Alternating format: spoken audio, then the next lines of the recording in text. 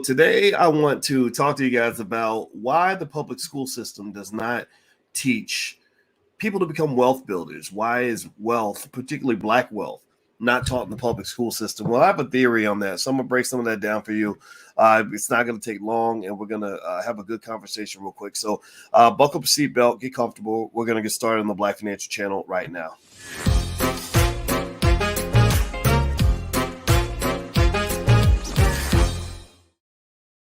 Hey, what's going on, guys? Welcome to the Black Financial Channel. That's theblackfinancialchannel.com. My name is Dr. Boyce Watkins. I'm your friendly neighborhood finance professor.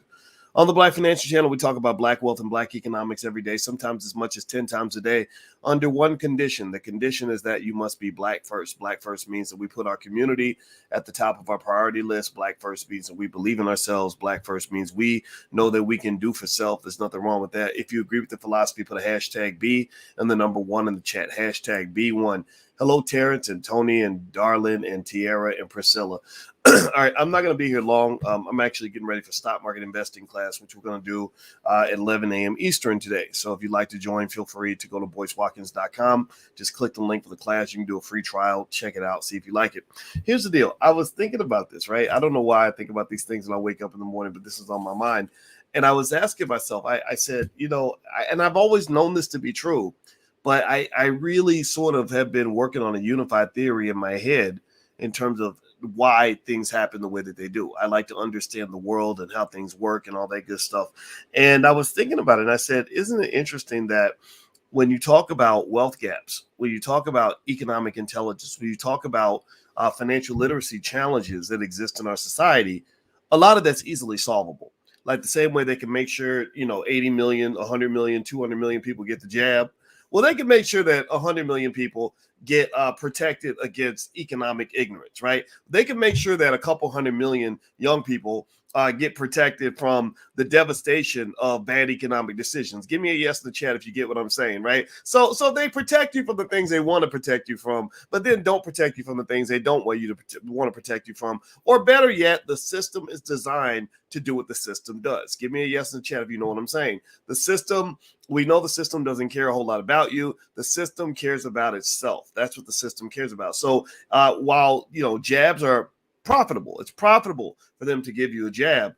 It's not so profitable for them to teach you how to build wealth and to protect yourself economically. That's just what I'm seeing here. So let me kind of break some of this down for you real quick. I'm not going to take a long time. I got a lot of stuff going on today, but I wanted to take a moment and share this. And do me a favor, hit the thumbs up button. Thumbs up, thumbs up, thumbs up. Share, subscribe, all that good stuff if you could.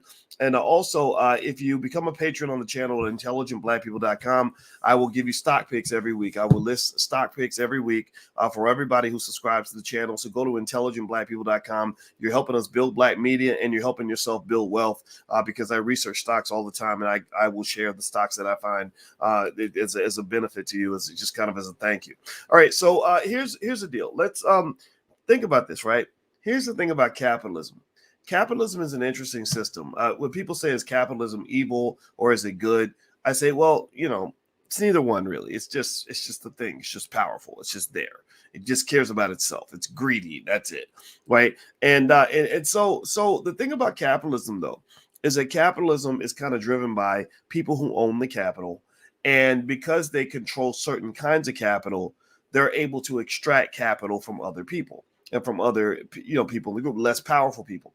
So if you go back, say, 1,000 years in feudal Europe, you saw a scenario where the top 10% pretty much got the other 90% to do all the work so that they could get all the benefits, right? And in America, you have the same thing.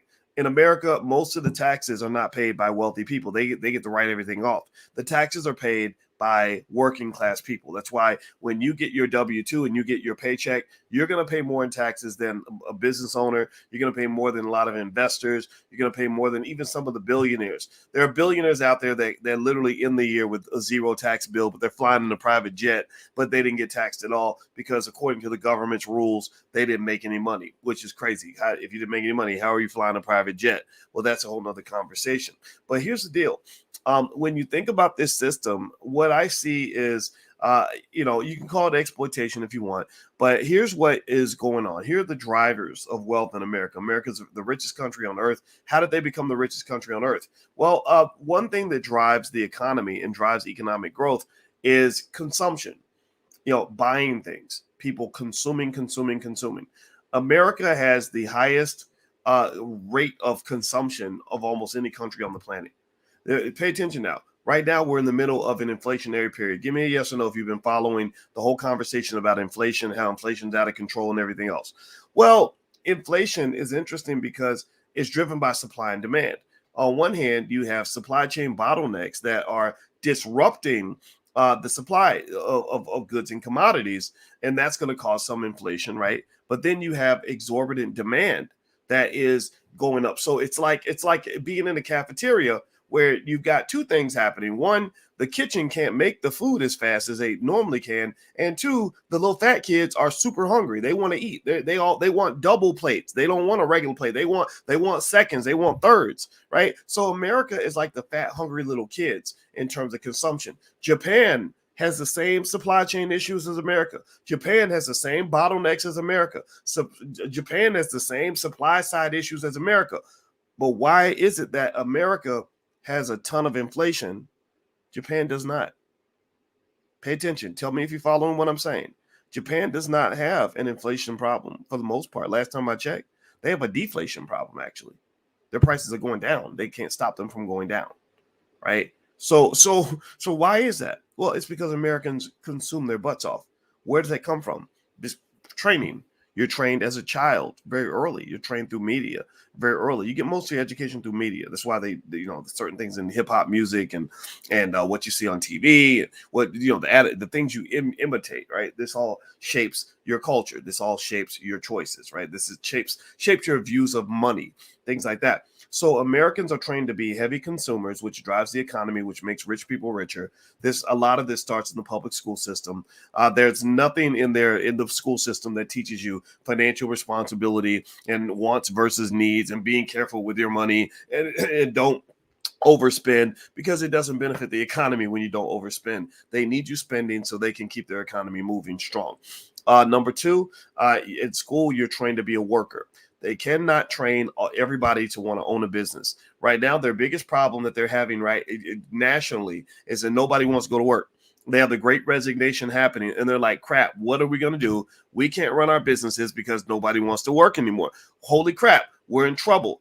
All these people that we spent all these years brainwashing in school to teach them to grow up, go in debt, and then go get a job. All that training is gone now. People have actually found out that you don't actually have to go to work every day. Now, when I created the Black Wealth Bootcamp in 2015, I was saying that all the time. People thought I was crazy. Like, what do you mean you ain't got to go to work? What do you mean quit your job? Hey, no. Now everybody's like, oh, wow, this is kind of cool. Right? I'm like, yeah, that's what I've been telling you. I've been working from home for 20 years. It's great. Right? So ultimately, they need their workers. The school system ain't going to teach you how to go out and be the captain of industry. The school system is not going to show you how to be economically independent. They want you to be economically dependent because it is a horse and jockey system. The jockey can't win a race without the horse. You the damn horse. When you're going through the system, you're the horse. They need their horses strong. Just like on a farmer's ranch, when they breed the horses so they can ride them or whatever and get from point A to point B, somebody got to do it, right? Well, that's you. If you're in the public school system and you're going along with the brainwash, then that's what they want you to be. The third piece of it is in an economy where the capitalists, those who control capital, particularly financial assets, stocks, bonds, real estate, they need things like renters. They need people. They don't want everybody to try to become a homeowner. They don't need everybody trying to get rental property. They need renters who will pay them rent to use their property. And then when you're paying rent to the landlord, he's using your rent money to pay his mortgage, right? And I know several friends where they have a property where the person paying the rent pays 20, 30, 40% more each month in rent than the cost of the mortgage. So the renter is literally buying the house for the owner of the house. Well, what's the difference between the renter and the owner? Is it their capacity to pay? No. If you can pay rent, you can pay a mortgage. If you can pay rent, you can pay a mortgage. We know this, right? Give me a yes in the chat if you're following what I'm saying, right? What's the difference then? Well, it's access to capital. It's access to capital. So basically, those who control capital end up driving the system, and those who don't have access to capital or who don't have capital are the ones who are going to be kind of the mules that kind of drag the system along. The third thing, or the not third thing, but the next piece of this is it's connected to consumer spending. But debt is a big part of what drives consumer spending. So you're watching, you're looking on social media, you're seeing your friends flexing on the gram. You're watching Love and Hip Hop, and you're seeing your favorite rapper, talking about their new Gucci belt and their new Louis Vuitton. And so you go in debt. They give you credit cards. So you go in debt, into bad debt, in order to pay for these things.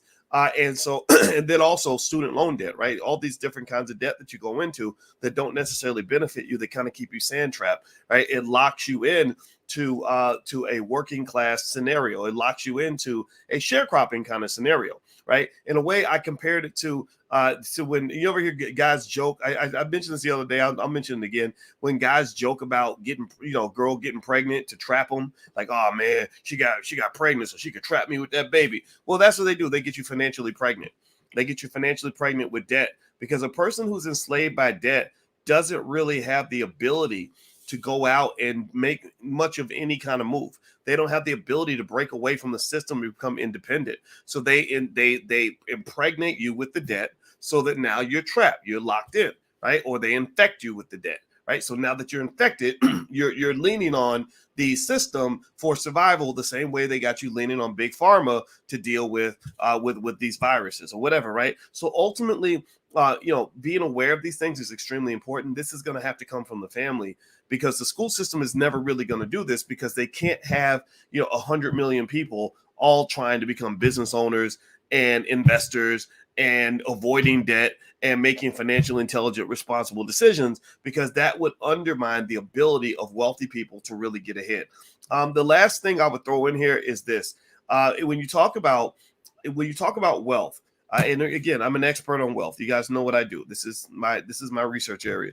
The reality of wealth is that typically the things that define a wealthy family versus a non-wealthy family come down to having a capital base, having some capital you can use that allows you to participate in the system in an effective way, in a way that benefits you.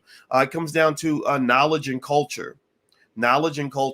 Right? So knowledge, how does this whole thing work?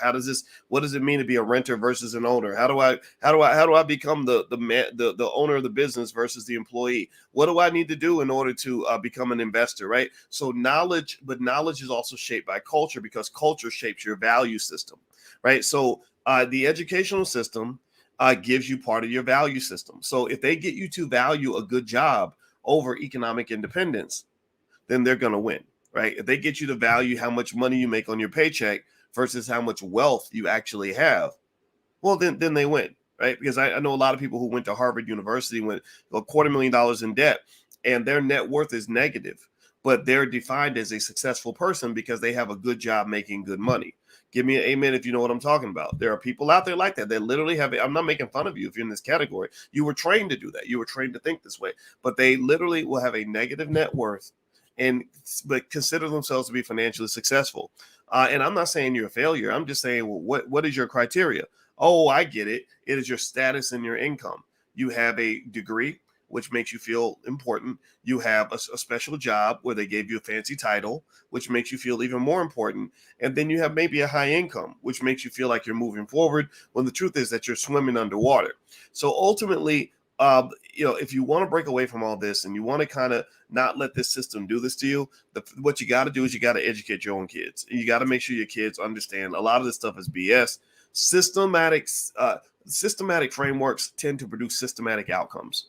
If you want something unique and special and different, well, that's got to be custom made, right? A tailor-made education, particularly those for Black children, has to be something that comes from the Black community, so that our community can kind of separate from all this. Black people who get systematized become what's the word? Not incarcerated, but or indoctrinated, but to some extent, you're just you become almost like a product off an assembly line. And I encourage you not to let yourselves or your children get caught up into that, because the assembly line of capitalism is not designed to produce a bunch of Bill Gateses and Elon Musks. Elon Musk did not come off the assembly line. Somebody gave him a specialized education and a specialized way of viewing the world, and that's why Elon Musk has all that money and all that success. Institutionalized. Thank you very much, Sadiq. Yeah, that's the word I was looking for. Maybe because it's early in the morning, I couldn't find my words. I don't know. But anyway, I got to get back to get ready for class. And so if you want to join us for stock market investing class, feel free to go to boycewatkins.com. And also, if you want to support the channel and get some free stock picks on a regular basis, we'd love to have your support as a patron. Intelligentblackpeople.com, because as you know, I'm repping for the intelligent black people. You got a whole lot of people out here repping ignorance. We ain't repping ignorance up in here. We're repping intelligence. Ain't nothing wrong with being intelligent. It is okay to be smart. So stop letting people make you think that you got to be ignorant to fit in. That ain't being black. I don't know what that is, but that ain't being black. So God bless you guys. Have a good day. It was great talking to you. Love you. And I see you, Montez, in Owensboro, Kentucky. I know Owensboro very well. Take care, guys. Love you. Peace.